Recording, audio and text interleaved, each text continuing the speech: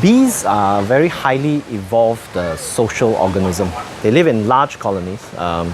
In the case of stingless bees, 5,000 to 10,000 individuals. In the case of honeybee colonies, anything from 10,000 to 100,000 for the larger ones. Now, in a bee society, there are basically only three different types of bees. The queen, a female, a sexually mature female. The worker bees, who make up the bulk of the population, at least 90%. And drones, the male drones, whose function it is to their only function is to mate and reproduce. Now, the queen bee lays the eggs. And the egg, once it's laid, she lays about 2,000 eggs a day. The egg hatches into a larva.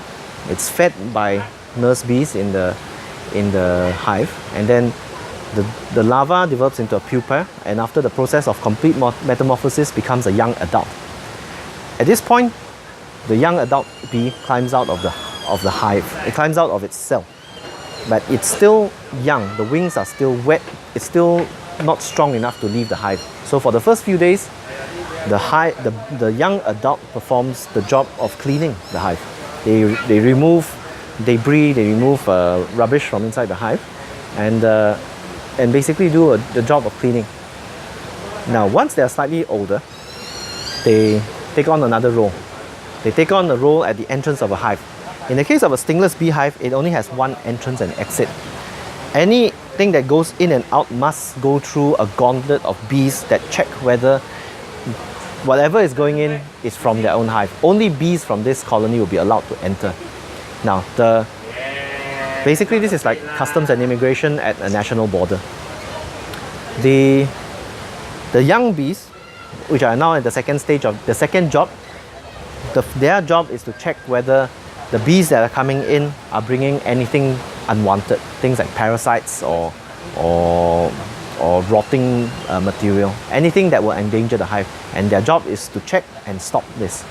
Now, once they've learned what is acceptable and what is not acceptable to bring into the hive, a few days later, when they're again slightly older and slightly stronger, their job will then be to leave the hive and go and do foraging. They'll fly out and look for plants and flowers from which they can harvest, from which they can collect nectar and pollen. So they'll go out, do their foraging, bring their nectar and pollen back to the hive to be processed into honey, and for the pollen to be stored as food stores for the hive.